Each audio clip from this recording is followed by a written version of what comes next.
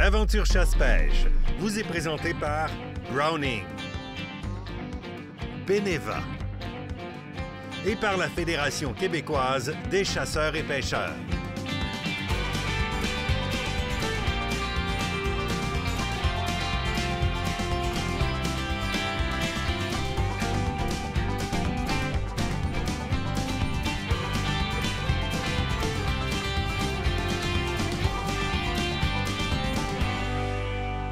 À tous ceux qui nous demandent quand est-ce que recommence la nouvelle saison d'Aventure Chasse-Pêche, bien ça se passe direct là. Bienvenue dans ton émission Aventure Chasse-Pêche. Kate Nadeau-Mercier, comment ça va toi? Ben ça va bien toi? Ça va super bien. J'aime te représenter au complet en début de saison comme ça. T'as pas qui oublie mon nom de famille? Non, mais c'est parce que ça a une grande importance quand même, le mouvement que tu as créé. Tu as amené un dynamisme dans ce show-là qui n'existait pas avant.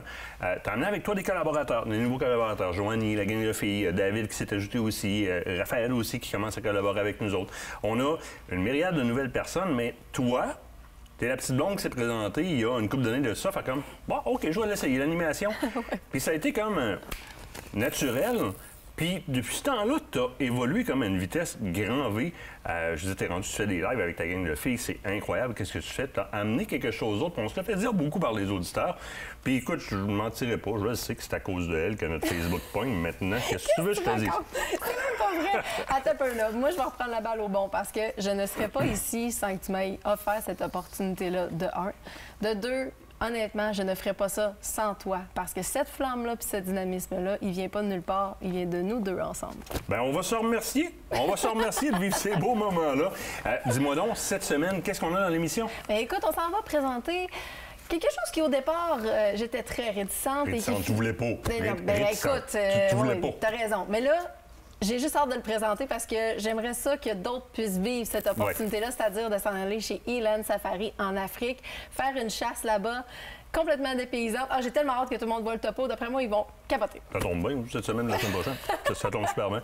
On va recevoir David aussi. David Blouin vient nous rejoindre parce qu'on parle un peu de ce qui s'en vient sur le web, dans l'émission, dans le magazine. Puis le magazine a littéralement explosé cette année. Puis ça, c'est David qui est le maître d'orchestre de ce côté-là. Il va venir nous rejoindre. On a Stéphanie Vanet aussi en studio. Oui, Stéphanie Vanet de la Fédération québécoise des chasseurs-pêcheurs qui vient nous entretenir un petit peu sur les prochaines activités. Qu'est-ce qui s'en vient? Qu'est-ce qui se passe du côté de la Fédération? Puis pour terminer l'émission en beauté, on se lave. On parle de nouveautés dans le domaine des savons qui vont vous permettre de contrôler vos odeurs au niveau de la chasse. Entre autres, des savons pour les gens qui ont la peau un petit peu plus délicate, là, ou ça gratte un peu plus quand c'est trop fort. Parfait. Génial. Actualité? Bien, actualité, écoute, là, c'est toi que je vais faire parler, par contre, parce qu'on va parler du comité Élan. Et en cette début de saison d'orignal, je crois que c'est plus qu'important. Bien, définitivement. Tu es une des premières que la situation de la population préoccupe. Bien oui, c'est sûr. Bien, écoute, pour comment je dirais, pour la pérennité de notre cheptel, bien, c'est important de s'en occuper. On parle beaucoup du cerf de Virginie présentement, mais l'orignal aussi. Puis le plan de gestion s'en vient en 2024. Exactement. Là, on s'est fait dire 2024. Puis on ne voudrait pas que l'orignal soit le prochain caribou. Non, surtout que le prochain caribou forestier, parce qu'il faut s'entendre que le caribou était là, ça a donné place à l'orignal, puis là, le chevreuil commence à monter au nord beaucoup. Zone 27, oui. Sainte-Anne-de-Pérade, Baie-Saint-Paul, Lac-Kenogami pour la ouest. Ensuite, c'est la est qui a une réalité différente, totalement différente de la ouest. On pourrait séparer avec l'autoroute des Laurentides. La zone en deux, ça serait encore plus facilitant. 4 orignaux au kilomètre carré en 2013, en bas de 2 présentement. Certains secteurs, comme la base de Valcartier, ils font même pas office de pourvoirie. Je veux dire, les 3 chalets, je ne me trompe pas, se font détruire. L'employé de pourvoirie a dû se faire remercier parce que, bon, il y a l'apport économique, mais il y a aussi les saisons qui ne fonctionnent pas pour remplacer par le chevreuil. Un comité qui s'est formé et que je salue grandement, formé plusieurs acteurs fauniques du secteur. Le territoire privé, le territoire organisé, le territoire géré par la nation Huron-Wendat qui est présente sur le comité aussi. Le maire de Saint-Raymond, donc tous des gens de la 27 Ouest, là, et Michel Terrien. Michel Terrien, il y a les EC, etc., qui sont là-dedans. Michel Terrien qui joue un peu office de guide là-dedans. Ils ont fait un point de presse la semaine dernière à laquelle j'ai assisté. On parle des différentes variables qui peuvent influencer la population d'orignaux, forestière, les motoneigeurs pistes, etc. Et on développe, première des choses, des liens avec les fédérations qui sont associées aux problématiques potentielles.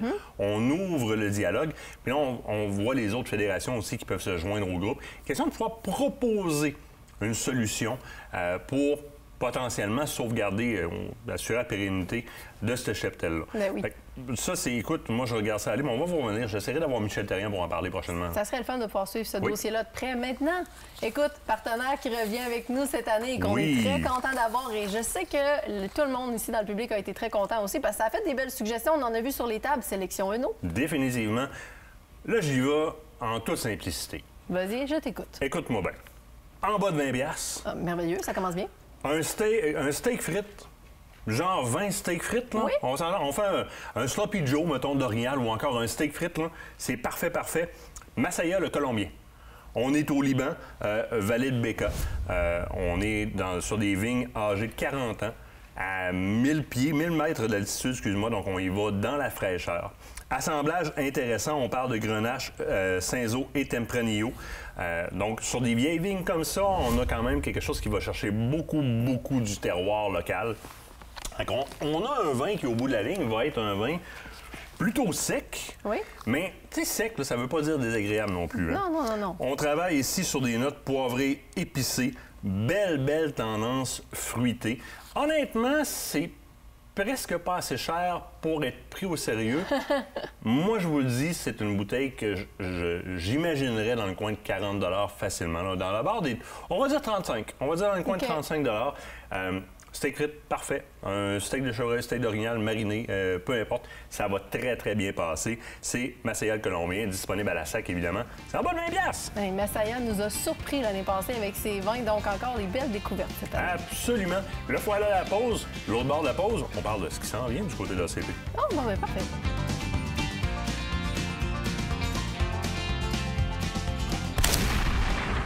Cette partie d'émission vous a été présentée par Browning.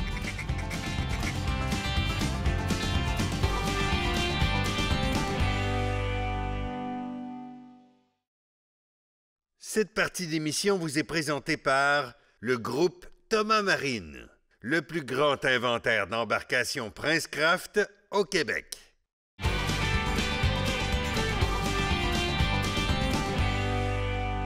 Vous nous voyez en studio, vous nous voyez sur le web. On vous parle toujours un peu de ce qu'on fait, d'où on vient, vers où on s'en va. C'est souvent Kate et moi. Il y a une grosse équipe en arrière de ça. Nicolas ne peut pas être là présentement parce qu'il paye ses pitons en arrière. On a Raphaël aussi, on a Mélanie, on a Anne-Claude. On a plein de monde autour de nous autres, des caméramans que vous ne voyez pas parce qu'ils sont derrière leur caméra ici et sur le terrain. Et là, je veux que vous me parliez, tous les deux, David, pour ceux qui ne l'ont jamais vu en vrai, l'œuvre-là, il existe Oui. pour vrai. Je veux que vous me parliez de ce qui s'en vient. On a tourné beaucoup d'épisodes cette saison pour diffuser pendant la saison d'Aventure Chasse-Pêche. Qu'est-ce qui s'en vient qui est au niveau de la chasse et de la pêche en émission? Bien, écoute, on a quand même eu une belle variété au niveau de la pêche. On a eu une grosse saison de pêche, vraiment. Oui. Très belle saison, mais on a beaucoup de variétés. Donc, on s'est promené vraiment un peu partout en province. Il y a encore même, dans les prochaines semaines, toi et moi, on doit repartir parce qu'on a d'autres voyages qui s'en viennent. Non. Oh oui! On a de la chasse aussi qui s'en vient. David aussi, tu as des belles chasses de prévues. Donc, on va avoir toute une émission haute en couleurs et on a aussi des nouveaux partenaires phoniques qui vont être avec nous cette année. Donc, ça va faire une grosse différence aussi. David, mon magicien, Oui. à part du fait que le patron il est super content puis les abonnés nous le rendent énormément, le magazine cette année a pris une tournure qui est incroyable. Puis ça, c'est ça là. Le magicien il est assis sur le bout du divan présentement, il s'appelle David. Qu'est-ce qui s'en vient dans ta prochaine édition? Mais Martin, dans la prochaine édition, là, on essaie de vraiment répondre aux questions de nos lecteurs. OK. Il y en a plusieurs qui rentrent. Les gens nous envoient des courriels, puis on aime ça parce qu'on est capable de sentir le pouls de la population. Puis on essaie de répondre justement là c'est tout le temps les mêmes questions qui reviennent. Tout le temps. Comment qu'on... Ben là, je ne veux pas trop vendre de punch, Non, mais tu sais, vas-y, tu t'en donnes un peu. comment conserver notre viande après le tir. Ouais. Plusieurs articles aussi concernant la chigagne. Tu sais, c'est des nouvelles... il y a plusieurs nouvelles tendances de pêche qui embarquent tranquillement pas vite au Québec, qui viennent des États-Unis. Puis il y en a plusieurs qui nous disent « Vous nous en parlez pas assez, ce serait le fun d'avoir des articles. » Fait qu'en même temps, on va rentrer tranquillement pas vite dans la revue. Il y a des nouveaux chroniqueurs qui vont nous arriver avec des nouvelles visions, des nouvelles façons de faire. Fait que je pense que dans le prochain magazine, on va avoir encore des très belles surprises. Bien, on s'y attend, puis n'oubliez pas que là, c'est vraiment comme la strip de 4 magazines qui représentent le 30e anniversaire d'Aventure Chasse-Pêche. Elles n'ont pas juste des couvertures tripantes. Elles ont beaucoup de nouveaux contenus, comme tu le dis, apportés de façon différente, mais il y a aussi des gros prix à gagner dans chacune des éditions du magazine. À date, ça va très bien. J'ai hâte de voir qu'est-ce que vous allez me suggérer pour le prochain. Il ne sait pas à quoi s'attendre. Non, je ne sais pas encore. Mais d'après moi, je vais m'abonner au magazine. Quelque chose d'autre qu'on n'a pas présenté depuis des années. Oui. Puis un peu dans la même veine de ce que tu disais tout à l'heure, David, des demandes qui nous proviennent d'auditeurs, de téléspectateurs et de lecteurs, parce qu'on a maintenant des gens qui nous écoutent d'un peu partout, y compris la radio, l'Afrique. Hein? Il y a des auditeurs qui veulent des reportages qui peuvent répliquer ici alentour dans les pourvoiries, mais on a aussi la clientèle qui veut sortir. Et on nous a demandé d'aller un petit peu plus loin dans notre type de reportage en Afrique pour leur présenter la réalité. Et Kate, c'est ce que tu es venu faire avec moi en Afrique du Sud chez Elan Safari, même place que j'avais été avec Pat il y a une couple d'années. Effectivement. Écoute, on est allé avec Pat, Priscille, Steve, Eric, Beverly et Martial. Bang! Qu'on surnommait parce que vous allez voir un peu pourquoi. On va voir un peu la personnalité de Martial qui est très explosive. Et je tiens à mentionner que ce voyage-là, moi personnellement, là, j'étais pas, tu t'en souviens, on a parlé ensemble, David, j'étais pas willing au départ d'aller là. Moi, ça m'intéressait moyen. Tu voulais aller dans un lac dans le Nord. J'avais hâte de retourner sur nos lacs du Québec. Là, aller pêcher ma truite, la moucheter. J'avais hâte de faire ça. Mais finalement, j'ai juste hâte d'y retourner. Puis honnêtement, je pense que je serais pas toute seule à vouloir aller vivre cette aventure-là, c'est sûr et certain. Non, on est allé avec un groupe de Québécois que tu as nommé. Donc, tous ces Québécois-là ont fait de très belles récoltes. Puis là, on a rouvert des groupes pour ramener d'autres Québécois au printemps. Les groupes sont presque pleins. Il y a des grosses chances qu'on... Il faudrait bien que tu suives à un moment donné, David. J'aimerais ça aller essayer d'autres choses, franchement. Oh, oui, définitivement. J'ai vu des images, puis ça vaut la peine. Beaucoup plus accessible que tout le monde le pense. Oui. On vous présente d'ailleurs la première partie de cette chasse-là avec la gang de Québécois dans l'émission actuelle. La semaine prochaine, ce sera la deuxième partie. Autre chose. Oui. Les lives. Ben oui, les lives qui reprennent les jeudis soirs 19h, donc sur la page de Martin Bourget. Abonnez-vous si ce n'est pas déjà fait parce que vous voulez surtout pas manquer ça. Gang de Radio Luminol qui est avec nous autres en commençant. Oui, Alain Dumas, donc le 8 septembre, la première, donc on est avec cette gang-là. Salut tout le monde, c'est Hanky Hood. C'est juste pour vous dire que le 8 septembre, je vais être avec Martin et Kate. Oui, dans Aventure Chasse-Pêche. Oui, c'est pas Aventure Chasse et Pêche, c'est Aventure Chasse-Pêche. Ben oui, comme mon nom, moi, c'est pas Hanky et Hood, c'est Hanky Hood. Hein? Je veux dire, le E, c'est pas une perte de temps. C'est comme Patrick Roy. C'est pas Patrick Roy, c'est Patrick Roy. Tu sais? Hey, puis, mais ne changez pas de sujet, là. Le sujet, c'est la chasse et pêche, OK? Alors, restez là, le 8 septembre, live, avec Martin et Kate. Eh oui! Je veux dire, c'est comme le reste, là, c'est pas Martin et Kate. J'ai dit Martin et Kate, il n'y a pas de E. Soyez là! Ils sont un peu perdus, ils viennent chercher des conseils au niveau de la chasse. À date, on n'a pas trop compris où est-ce qu'ils s'en allaient à la chasse, avec quoi, puis à quoi, là, mais on va essayer de les guider là-dedans. Podcast. Oui. Mais attention, là, dans le contact, David, tu vas aimer ça, puis tu vas venir nous rejoindre, parce que toi, c'est quelque chose que t'aimes, la radio. Non, j'aime ça. Faire de la radio, t'aimes ça. On va vous proposer une formule radio en ligne, dans laquelle on va prendre vos appels. On ouvre les lignes. Et là, on a une ligne juste pour vous autres. On est allé chercher un numéro de téléphone que vous n'oublierez pas. Le 1-855-308-3006. 1-855-308-3006. Ça va être la ligne pour nous rejoindre. On va parler avec David, avec Kate, avec des intervenants qui vont venir nous parler de balistique, de munitions, de nœuds de pêche, de peu importe quoi. On va ouvrir sur la RTLB, les plans de gestion, tout ça. Mais vous allez pouvoir nous appeler directement et on va rediffuser ça un peu partout, évidemment. Ben oui, écoute, ça va être super le fun de pouvoir leur jaser en direct. On aime ça de toute façon. Yes, là. Oui. C'est ce qu'on fait, là? On s'en va en Afrique. Oui, ben ça va être la pause. Fait qu'après ça, on s'en va à la première partie de notre reportage chez Elan Safari en Afrique du Sud avec notre gang de Québécois. Yes!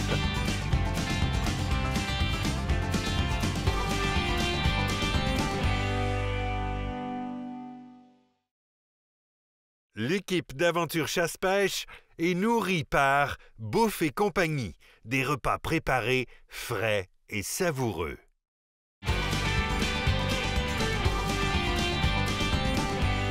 Hey, on les amène-tu dans un trip un peu hors de l'ordinaire? Ça te tente-tu? Oh que oui! Et moi, je vais vivre toute une expérience, je pense. Première expérience pour toi, hors continent, avec un avion, baptême pour ta part en Afrique du Sud. Oui. On est à un endroit qui, aujourd'hui, sont rendus des amis. On est chez Elan Safari, en Afrique du Sud. Tu sens comment? Dépaysé, bien à la chaleur, je vais le dire, parce que chez nous, c'est encore frais en ce moment. Oui. Donc, bien à la chaleur, dépaysé. Et j'ai déjà croisé sur la route en m'en venant quelques animaux vraiment spécifiques de la place. Et je suis déjà enchantée. J'ai hâte d'y voir en plein jour. Tu vas en voir, nous, on va pouvoir en chasser, on va Oui. pouvoir en manger aussi, on va en reparler.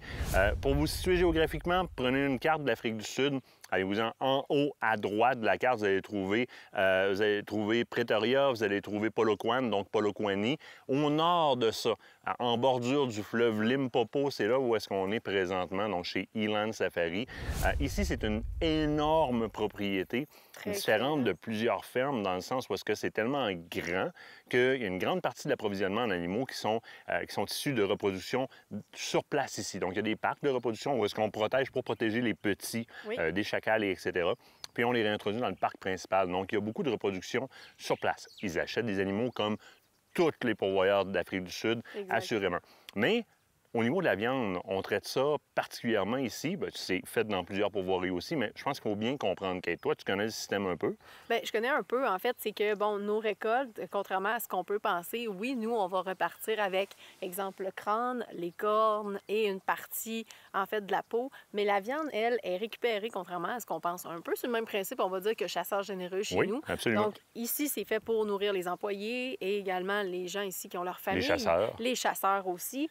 Et le reste de la viande est envoyé, justement, aux gens qui sont autour. Les traqueurs et les skinners qui Exact. travaillent avec nous autres ici repartent avec la viande pour leur village, pour leur famille, donc c'est redonné à la collectivité. Mais tu vas avoir l'occasion de goûter à beaucoup de viande locale parce que matin, midi, soir, parce que même le matin, tu vas avoir la saucisse de Niala, tu vas avoir de la saucisse de... Du bacon de facochère. Ou du bacon de toutes sortes de patates. Tu vas goûter à énormément de choses.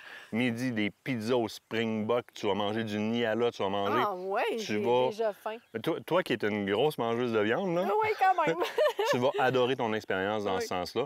Fait que, écoute, moi, on se sent nos sacs, puis on va-tu à la chasse? Écoute, oui, je suis super Toi, nerveuse, tu sais mais pas si j'ai hâte. t'attends, mais moi, je suis plus capable. Je suis là. vraiment nerveuse, Je- mais j'ai hâte. OK, go. On y va. Arrête la caméra.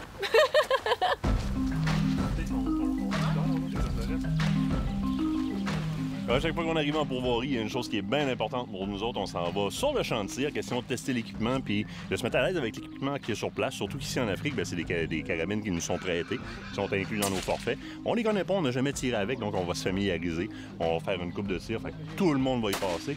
Pat a amené son arc, donc il va faire une coupe de tir à l'arc aussi. Nous autres, on va essayer les différentes carabines. Il y a de la 338, il y a de la 3006, il y a de la 243 avec des suppresseurs dessus. Donc on va les essayer avant. Une fois que tout le monde va être à l'aise avec ça, bien, cet après-midi, on fait un premier tour d'horizon du parc ici pour voir un petit peu qu'est-ce qui se tient sur place, familiariser tout le monde. Si c'est des animaux qui sont prenables, on va les prendre. La vraie chasse commence demain matin, mais au moins, on va être à l'aise avec nos carabines.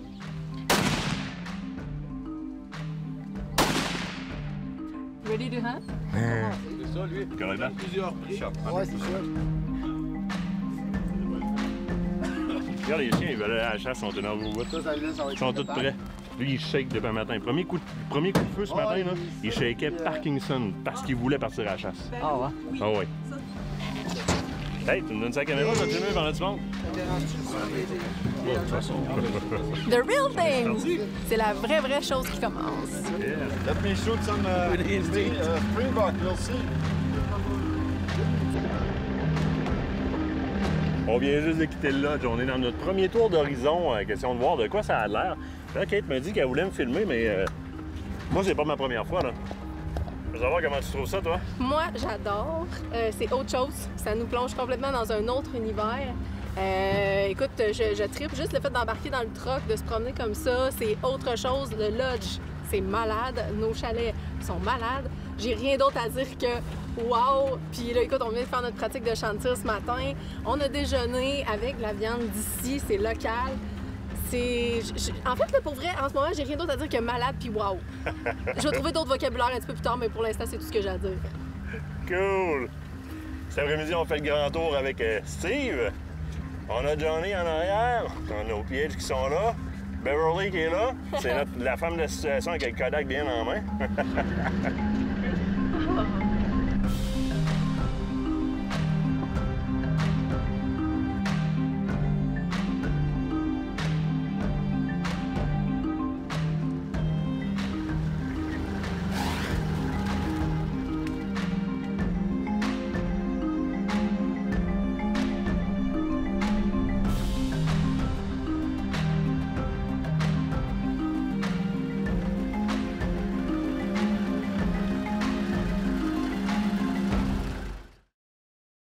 Cette partie d'émission vous est présentée par la fromagerie Victoria, authentique et familiale depuis 75 ans.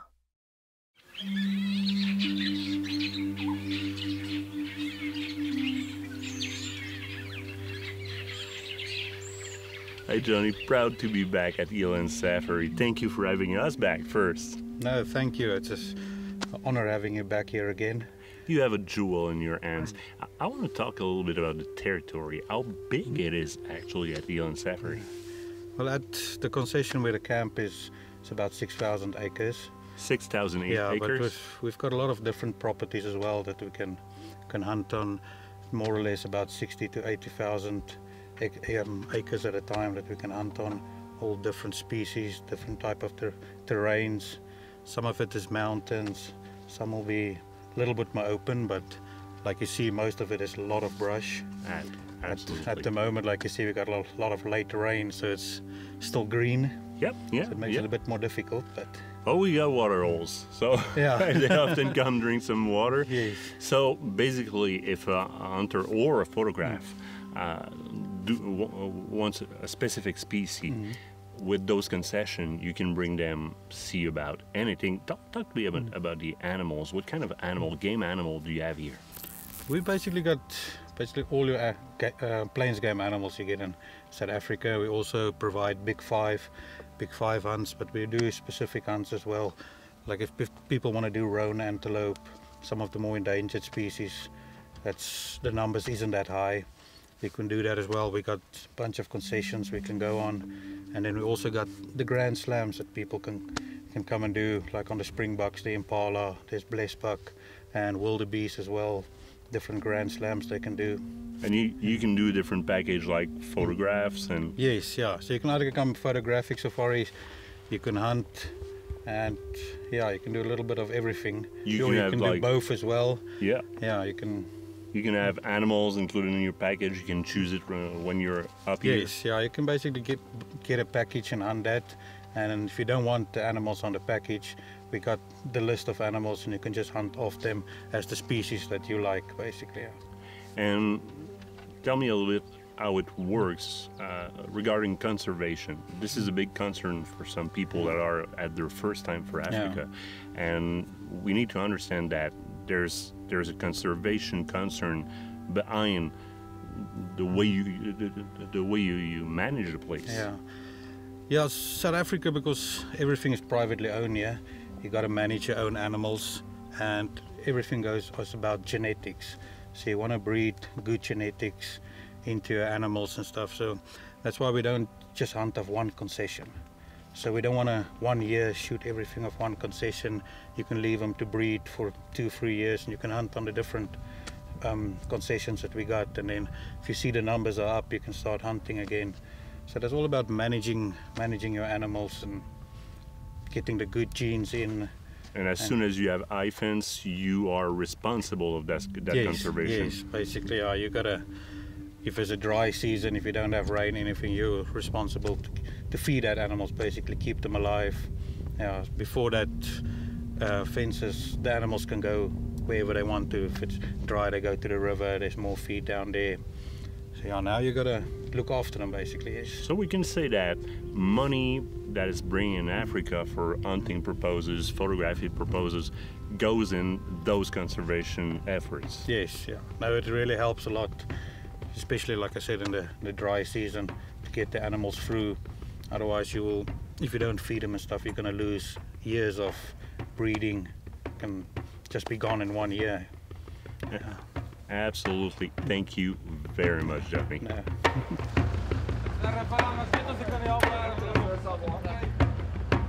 Je te souhaite une bonne journée à toi. Merci. Good luck. Ready?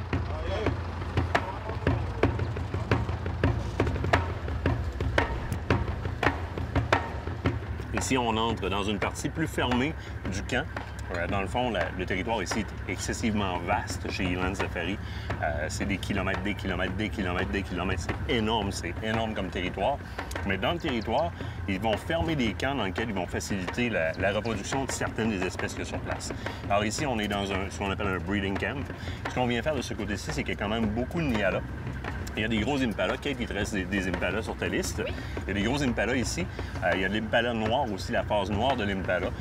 Du Niala. On va pouvoir voir des élans de Livingston aussi parce qu'ils ont ici chez Elan Safari des élans standards, donc l'élan du Cap.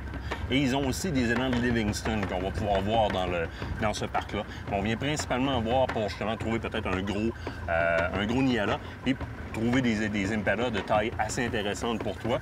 C'est ce qu'on vient faire. Il y a quelques parcs comme ça. Chez Elan, ils ont aussi plusieurs phases dans l'impala, plusieurs phases dans le Springbok, entre autres du Copper, du Black Springbok.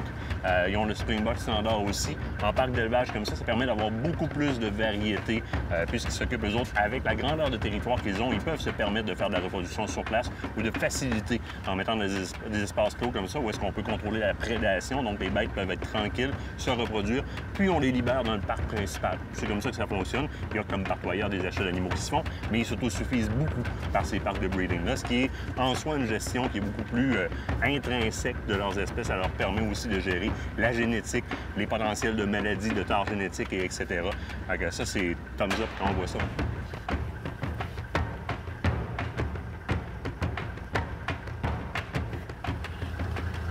Il y a un beau bout de Niala juste là. On essaie de voir un petit peu la grosseur.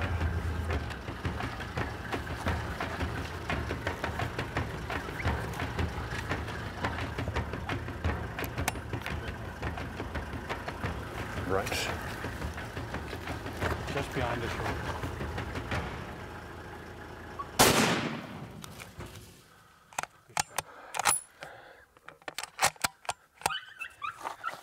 Je viens de placer une belle shot sur un mâle Niala. Une chose que je vous fais remarquer, ma sangle ici, regardez qu'est-ce que j'ai fait avec. Je suis allé ramasser ma sangle par derrière, donc bras à l'intérieur, pour repasser prendre mon arme comme ça ici. Je me prends des appuis mécaniques qui sont stables. Donc, une position triangulaire qui est stable, qui me permet d'être excessivement stable. Comme ça, là, vous avez beau venir me jouer après les pieds, là, la carabine, elle ne bougera pas. C'est aussi fiable qu'une baguette de tir. Puis si j'ai à me lever debout, la raison pour laquelle j'ai pris la sangle comme ça, c'est que ça me donne une certaine rigidité au niveau de l'arme. Alors, si j'ai à me lever debout, je vais rester quand même hyper stable grâce à cette sangle ici. Je vais être capable de faire un bon tir qui va être fiable, qui va être droit. Mais en mettant le genou comme ça, en plaçant une position triangulaire mécanique, je suis assis sur des os, ça ne bouge pas. Michel Therrien en parle dans ses formations d'ailleurs, et c'est pas pour rien, ce sont des positions physiques qui sont excessivement fiables. On attend juste que le Niala tombe. Je n'ai pas voulu placer de deuxième balle dedans parce que c'était suffisant, amplement suffisant. On va aller voir dans le bois grand-temps. Hey! Yes!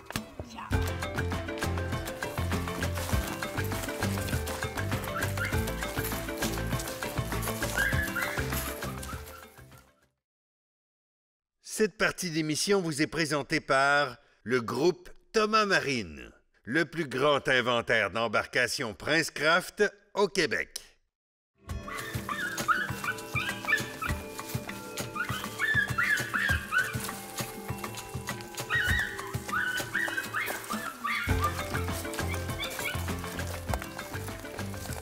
Oh, Johnny, that's a wonderful animal.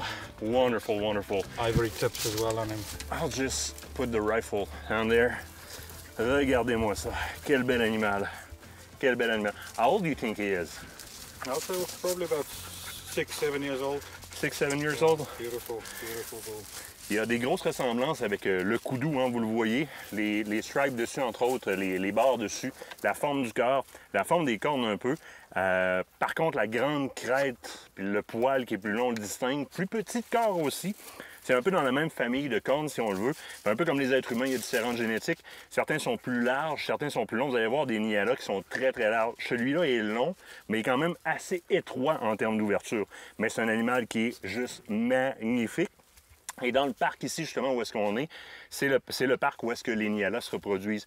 Donc, il autosuffise tout le reste du grand parc en reproduction à partir de ce parc-là ici. Ça donne des animaux de cette qualité-là. Hey, Turbo! Les chiens sont contents. Ici, c'est des Jack Russell. Les Jack Russell, pourquoi? Ils peuvent aller plus longtemps. Cette génétique-là peut aller beaucoup plus longtemps sans boire d'eau. C'est beaucoup plus facile pour eux autres. C'est nos chiens de sang en même temps. Johnny, what a wonderful animal. Thank you for the experience. This is like... And you got a bunch of these guys over here. Yeah, no, we got a bunch. Years and years of breeding. got really good genetics going, and For how many years you've been breeding Nialas? at least 15 years I've been breeding, and yeah. So you control the genetics. Yes. You control everything. Yes. Yeah. Yeah. No, it helps to get the good genetics, and you know if they breed, it's going to be good genes, and This is what we call nice conservation. that's Yeah. the good thing. You can basically manage your animals. You know, you can put good genetics out there for the hunters. Yeah. C'est entre autres ce qui différencie énormément Eland Safari du reste des fermes qu'on connaît. C'est la grosseur, l'ampleur des efforts de conservation puis de l'autogestion au niveau du cheptel qui est fait ici. Puis ça donne des animaux de cette qualité-là parce qu'ils en contrôlent la génétique, l'apport de nouvelles génétiques, et etc. Et le téléphone qui sonne en plein tournage, ça c'est toujours le cas. Don't worry. It's just $5 if we retake, so we'll continue. Super, super content. Ça faisait longtemps que je voulais avoir un Niala. C'est fait, c'est collecté. Et c'est d'ailleurs ma viande préférée ici en Afrique. Il y a le Springbok et le Niala qui sont sur le top de la liste au niveau de la viande qui est excessivement bonne. Eh bien, le Niala, c'est comme mon numéro 1. Springbok après, vous devez goûter ça dans une expérience chez Eland Safari. Thanks, my friend. No, congratulations again. Thank you.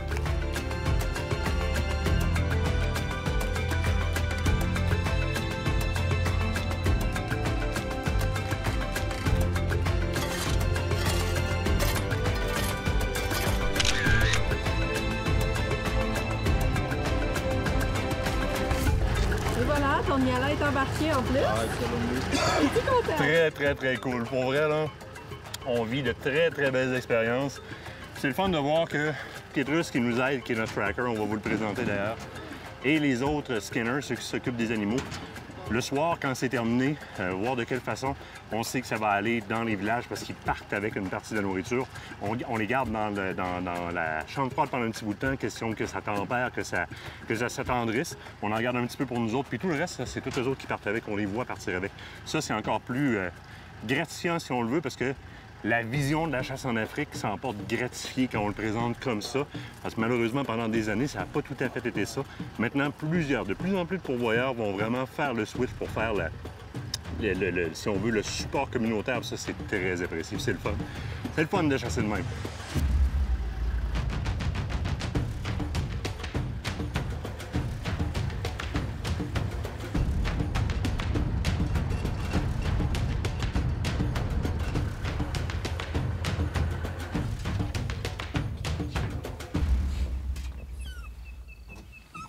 Right on the shoulder.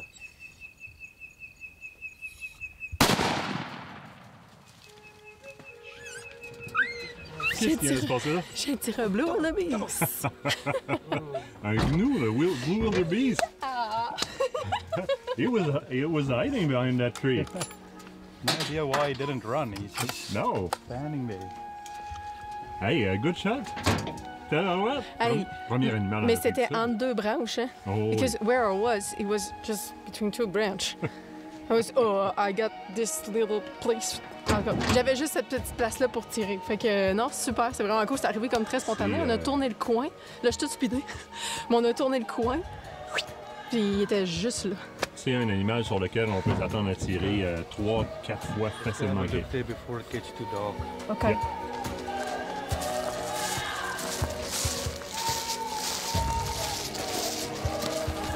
Les chiens, ont-tu trouvé quelque chose, Kate? Je pense que oui. Tu viens-tu de faire un Blue Wildebeest en une balle que tout le monde met 3-4 balles dedans?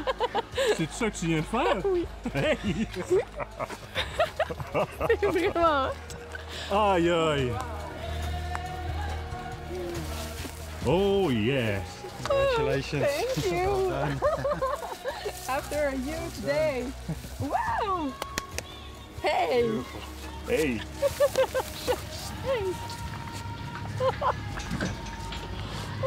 Oh my God! Fier de toi. Hey, pour vrai, j'étais quasiment en train de m'endormir. C'est comme une fin de journée en train de se promener. Kate Blue Wildebeest! Ah! C'est Oh, wow! un animal dans lequel on dit dans la vidéo au départ quand on arrive ici, be prepared to shot several times. Oui, de tirer plusieurs coups Oui. dans un animal parce qu'ils sont extrêmement résistants. En particulier le Blue Wildebeest. Généralement, là, c'est 3-4 coups facilement là, et plus. Là. One shot.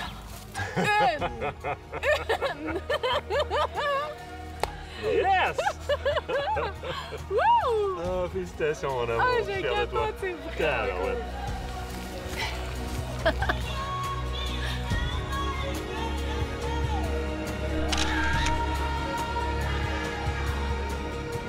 Eh oui, c'est déjà la fin de la journée. Ben Dis-moi, oui. comment t'as trouvé ta journée, Monsieur Niala? Très belle journée. Je suis super content d'avoir collecté cet animal-là. Très bel animal. Mais on a vu beaucoup de stock aussi. Encore une fois, hein, c'est populeux ici. Il y a énormément de gibier. Ah, ça n'a aucun bon sens. En passant, désolé si les images sont un petit peu shaky. On est encore dans le camion et on voulait être sûr que vous puissiez nous voir avant la fin de la journée. Question d'éclairage. Donc, effectivement, très belle journée. Encore une fois, on a vu énormément d'espèces. C'est fou, là, la variété qu'il y a ici. Que ça soit même dans une seule espèce, hein, ça vient en différents coloris. Là. Oh oui, définitivement. Souvent, mettons les Springbuck. Tu as du black, du copper, du standard Springbuck. Puis tu peux faire... Il y a d'autres couleurs aussi qui existent, là, des white flanks, si je ne me trompe pas. Tu peux faire un grand chelem, comme on dit un Springbuck slam. Yeah. Même chose en Impala. Il y a du saddleback qui existe, il y a du white flank, il y a du black, il y a du standard. Il existe plusieurs génétiques, un peu comme dans les hypomélanistes et les hypermélanistes dans certaines espèces. Mais là, on fait... C'est sûr qu'il y a du selective breeding là-dedans pour en arriver à ça. Mais oui, il y a plusieurs couleurs. Les élans, élan du Cap, élan de Livingston. Tellement beau en plus. Blue Wildebeest, comme tu as collecté. Il existe le Blue Wildebeest, le Golden Wildebeest, le Black Wildebeest. Il existe quand même. Dans plusieurs autres espèces, c'est la même chose. Il existe plusieurs de Blessbuck. Il existe le standard, le White Blessbuck. Je pense que... Is there a Black Blessbuck? Non, il n'y a pas de Blessbuck. Le standard puis le White Blessbuck.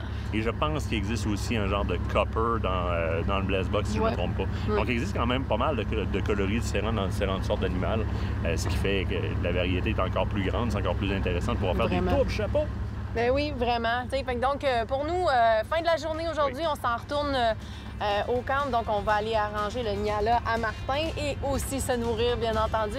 Oui. Question de se coucher quand même relativement tôt, hein, parce que c'est des grosses semaines. Il nous reste encore 2 jours de chasse? Oui, deux jours. de chasse, oui. Ça va vite, hein, avec le décalage, on est un peu mêlés. Donc, 2 jours de chasse qui nous reste encore. Encore beaucoup d'espèces à pouvoir collecter et à voir. Donc, encore plein de belles surprises pour vous autres. Salut, à demain!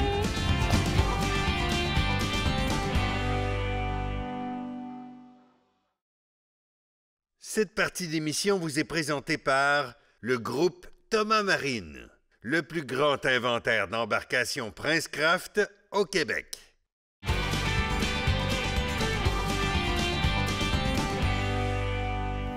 De retour en studio, je suis avec une invitée que j'ai tenue à amener en studio parce que cette semaine, on a reçu une grande nouvelle. Vous savez, il y a plein de fédérations avec lesquelles on travaille, des fédérations qui ont fait énormément dans le domaine et souvent, dans ces fédérations-là, bien, il y a des individus qui, évidemment, rentrent en jeune âge, développent beaucoup et à un moment donné, prennent la fin de leur carrière. Stéphanie Malvenet de la FDCP, comment ça va? Ça va très bien. Merci, Martin, de m'accueillir chez vous. Bien, je trouvais ça important parce que on vient d'apprendre cette semaine qu'Alain Cossette prenait sa retraite de la FDCP. Après toutes ces années-là... Combien 25 de temps? ans. 25 ans. C'est 25 ans de loyer au service. Il y a beaucoup de grands dossiers qui ont passé pendant ces années-là. Puis là, Alain a décidé d'aller à la chasse, à la pêche, puis d'avoir le temps de le faire, si je comprends bien. Exact, de prendre le temps d'aller s'amuser. Il ne changera pas de passion demain matin, là. Ça va rester la chasse et la pêche. On risque de le recroiser à quelque part dans le bois, c'est sûr. Ah, je m'y attends, absolument. Là, je voulais parler avec toi parce que la deuxième nouvelle qu'on a reçue, puis on s'y attendait un peu tous, hein, le conseil d'administration s'est rencontré, ils avaient une décision à prendre, à savoir comment ils entrevoyaient l'intérim au niveau de la direction générale, parce qu'Alain était directeur général, tu étais directrice adjointe à ce moment-là avec Alain, et le conseil d'administration a décidé de t'offrir le mandat d'intérim de la direction générale de la FDCP. Première des choses, félicitations parce que c'est une fichue de belle marque de confiance. Merci, merci. Et deuxième des choses, moi, il y a quelque chose que j'ai toujours voulu, mais jamais eu le temps de te demander, peut-être en ondes. Tu sais, Steph, on a fait des émissions ensemble, puis là, on enlève un peu nos chapeaux, on s'est rendu Steph, toi. C'est différent, hein? Ça fait longtemps qu'on fait des émissions ensemble. T'es venu à la chasse avec nous autres, t'es venu à la pêche avec nous autres, on a pogné des fous rires à avoir de la misère à s'endormir. Ça fait longtemps que t'es à FDCP. T'es pas entré là dernièrement dans l'aspiration d'un grand poste. T'étais au com dans le temps.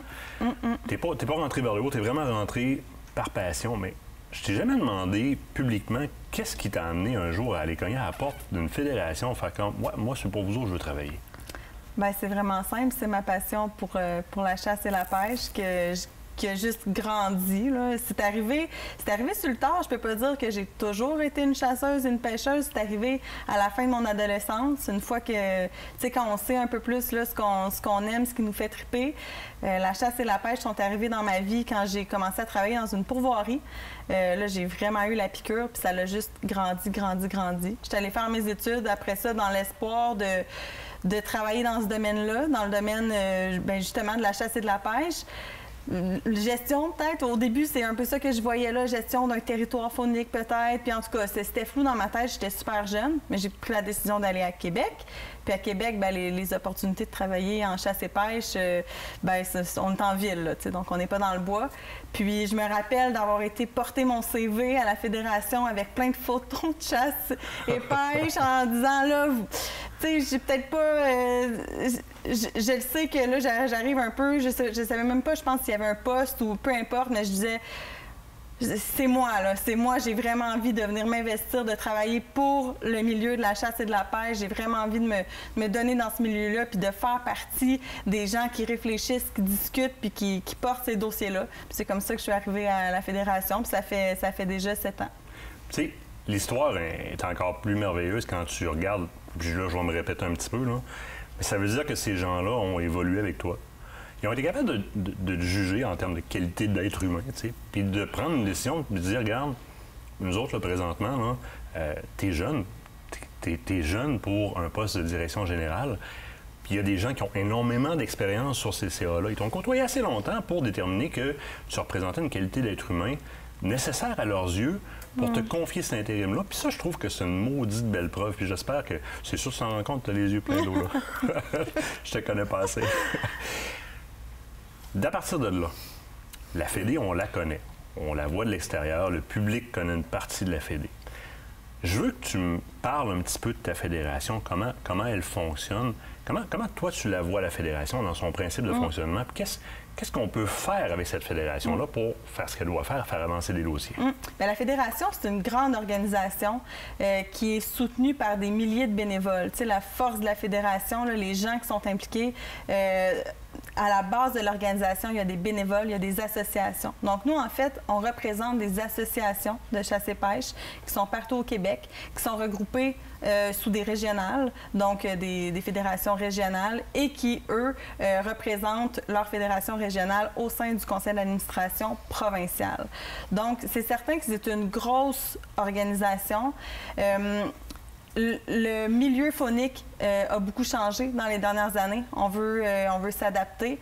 Moi, mon mandat, c'est d'assurer la transition de la fédération, puis aussi de préparer le terrain pour du changement. Parce que la fédération est solide. Comme je disais, on a des bénévoles partout au Québec. Ça fourmille, c'est quand même très dynamique. Par contre, il ne faut pas oublier qu'on veut représenter les chasseurs et pêcheurs du Québec. Et si on veut ouvrir notre fédération, aller ouvrir le dialogue avec ces chasseurs et pêcheurs-là qui ne sont pas nécessairement tous actifs dans les associations. On le sait, on connaît des gens qui pratiquent leur loisir à l'extérieur de ces associations-là. Nous, on veut regrouper tout le monde, on veut donner de la place à tout le monde, de pouvoir s'exprimer, de pouvoir se faire entendre. On veut représenter vraiment les intérêts de tout le monde. Donc, tu sais, c'est vraiment vers là qu'on s'en va. Donc, on veut ouvrir notre fédération, on veut ouvrir le dialogue, on veut faire partie aussi de ces dialogues-là qu'il y a un peu partout dans le milieu faunique. Stéphanie, on va te recevoir encore en studio dans les prochains temps, évidemment. Là, on manque de temps. Je dois te saluer pour aujourd'hui, mais je veux prendre la peine d'être dans les premiers à te féliciter. Merci. Grandement. Restez là, au bord de la pause, on parle de savon sans odeur, de import-export fourrure. Cette chronique vous a été présentée par la Fédération québécoise des chasseurs et pêcheurs.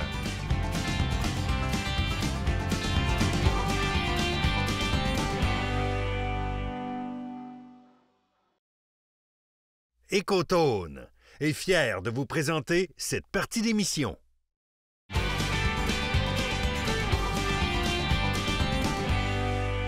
Ça va peut-être vous paraître un peu spécial, mais entre nous deux, le plus pointilleux sur les produits de beauté et surtout sur les savons sans odeur, C'est toi. Ah oui, mais t'es rendu dans le gun room. Je peux bien être rendu dans la pharmacie, moi. Oh, oui, c'est correct. Je te le donne. Parle-nous-en donc un petit peu. Tu as amené des produits de la compagnie Import-Export Fourrure. Oui, absolument. Tu sais, quand vient le temps de choisir un produit de nettoyage corporel dans le temps de la chasse, je deviens, oui, pointilleux sur sa performance, mais je deviens pointilleux aussi sur le confort un peu, parce que c'est pas parce que je suis un gars que je suis obligé de prendre n'importe quoi. Je peux avoir quelque chose qui est intéressant, qui a une formulation, le fun à utiliser, qui va vraiment laver, faire la job, mais que je n'aurais pas de l'air d'un serpent à écailles après déshydraté de partout. Fait que j'aime les tester.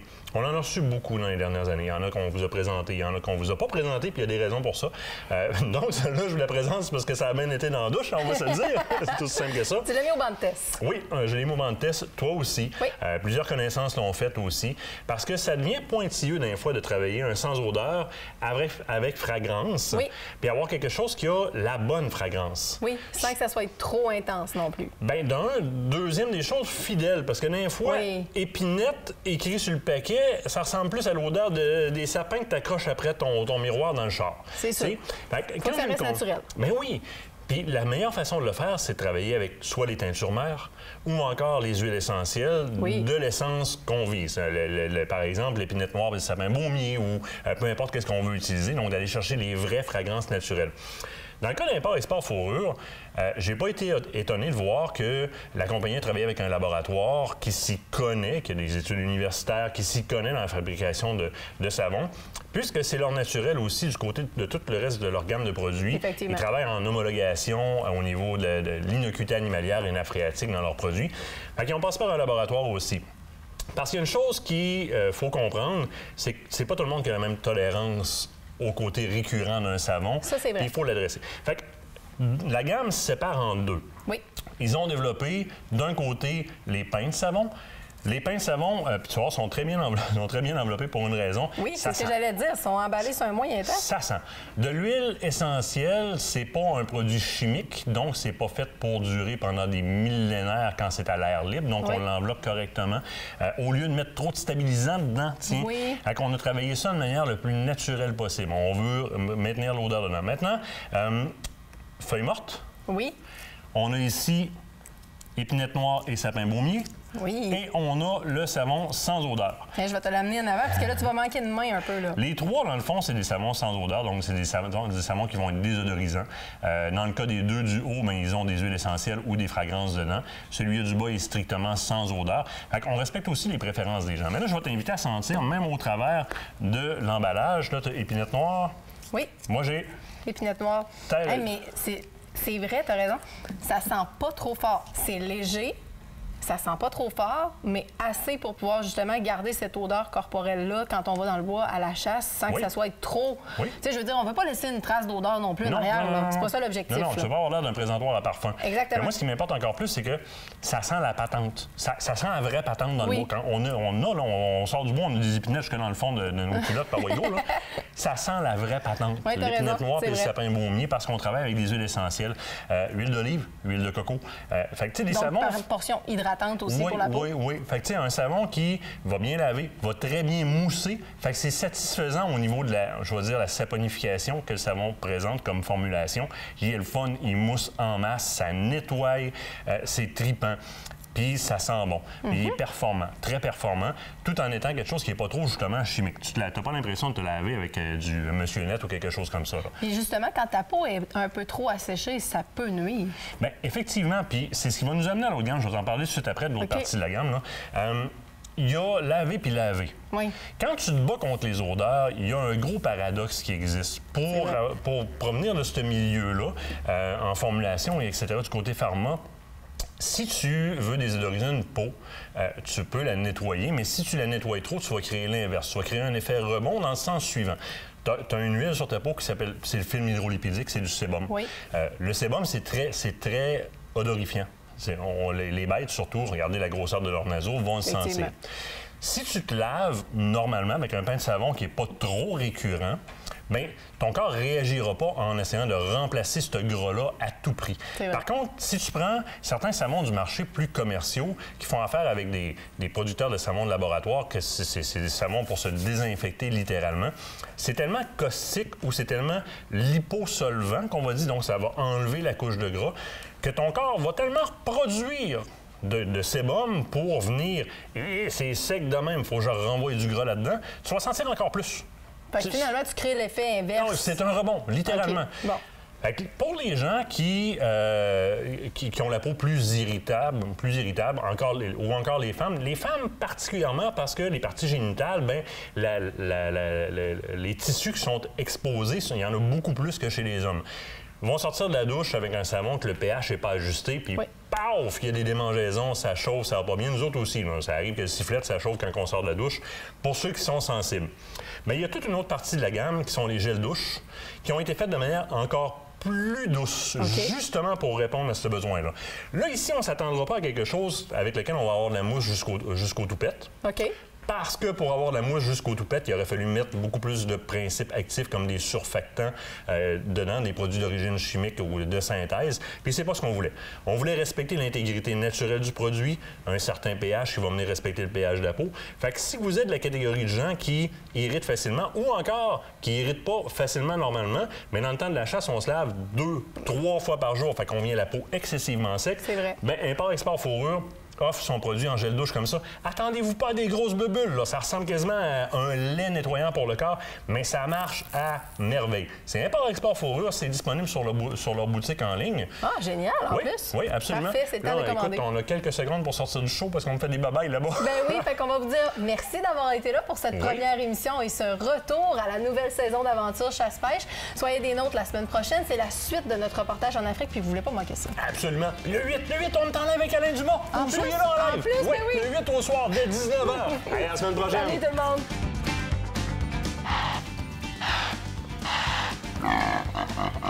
Les Black Panther, je suis vraiment content pour elle. Good job. J'avais le caméraman, donc Martin, qui était en arrière et qui a couru comme un bon. Yes! Ça finit bien le voyage? Elan Safari, vraiment une place à aller, c'est clair. Aventure chasse-pêche vous a été présenté par Browning, Beneva et par la Fédération québécoise des chasseurs et pêcheurs.